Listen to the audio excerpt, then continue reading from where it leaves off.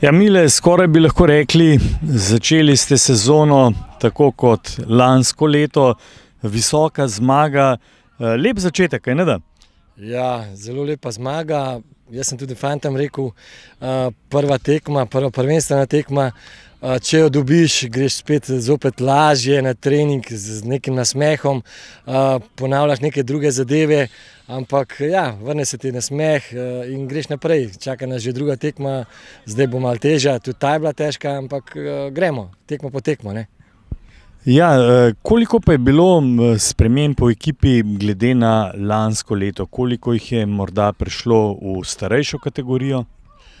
Moj namen je, da držimo čim več naših domačih fantov. Ja, dodali smo pa 3-4 zelo kvalitetne igralce, kar se je tudi pokazalo na sami tekmi.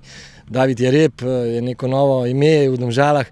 Jaz si upam trditi, da bo naredil kar nekaj v nogometu, ampak pustimo času čas. Tako da ja, nismo velike spremembe delali, ampak smo kar pustili to ekipo, ki je več ali manj domžalska ali iz okolice, tako da sem kar zadovoljen z ekipo. Kakšne so bile priprave? Priprave kot priprave vedno dobre. Malo nam je vreme šlo tudi na roko, ampak je bilo dosti vroče. Tako da bom rekel, vedno standardno, priprave so uspele. In seveda za konec najinega klepeta moram povprašati po ciljih. Verjetno bi bilo lepo ponoviti lansko sezono.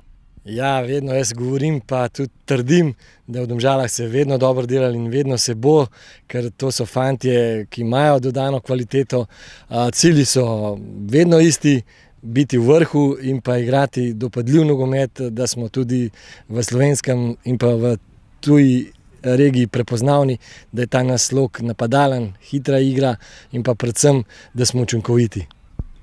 Mile, hvala in srečno v novi sezoni. Hvala tudi tebi.